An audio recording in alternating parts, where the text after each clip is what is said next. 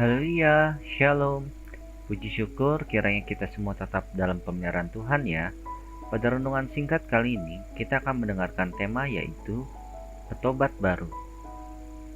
Untuk bacaan dalam Lukas pasal yang ke-15, ayat yang ke-11 sampai ke-32. Telah bertahun-tahun aku melayani Bapa dan belum pernah aku melanggar perintah Bapa.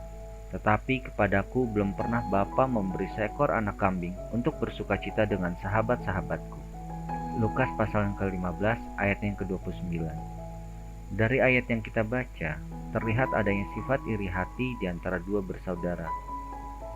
Anak sulung merasa iri hati terhadap perlakuan istimewa yang ditunjukkan Bapa terhadap adiknya yang baru pulang dari pengembaraannya, setelah menghabiskan harta untuk berfoya-foya. Bahkan, dalam ayat yang ke-29, memboroskan harta kekayaan Bapa bersama-sama dengan pelacur-pelacur, di mana semua harta sudah habis, lalu ia menyesali semua perbuatannya dan kembali ke rumah Bapa. Yang mengejutkan si sulung adalah bapaknya justru menyambut dengan sukacita. Tidak hanya sampai di situ saja, bapaknya menyembelih anak lembu tambun dan menggelar pesta untuknya sebagai ungkapan rasa syukur karena telah mendapatkan anaknya yang hilang itu kembali. Sebagaimana Bapa di surga bersukacita atas pertobatan orang yang berdosa, seperti tertulis di dalam Lukas pasal ke-15 ayat yang ke-7.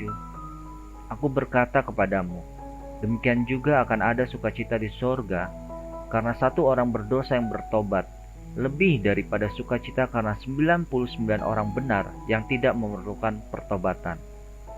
Demikian juga kita seharusnya bersukacita bila ada saudara kita yang jatuh dalam dosa kembali bertobat.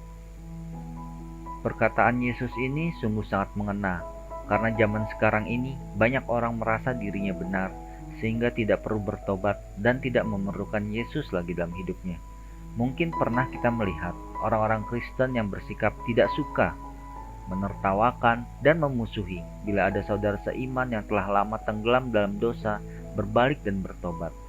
Dosa lama mereka masih diungkit-ungkit dan berharap Tuhan mendatangkan hukuman terlebih dahulu pada mereka. Begitu juga maksud hati anak sulung itu agar bapaknya memberi hajaran kepada adiknya.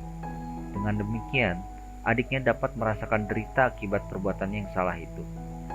Kita tidak punya hak dan wewenang menghakimi. Mari, teladanilah sikap Yesus yang dengan kasih-Nya menerima orang berdosa yang mau bertobat. Di akhir renungan singkat ini, saya akan membacakan kata-kata penutup bagi kita semua. Dalam kitab Yohanes pasal yang ke-6 ayat yang ke-37b, Yesus berkata, "Dan barang siapa datang kepadaku, ia tidak akan kubuang." Haleluya. Amin.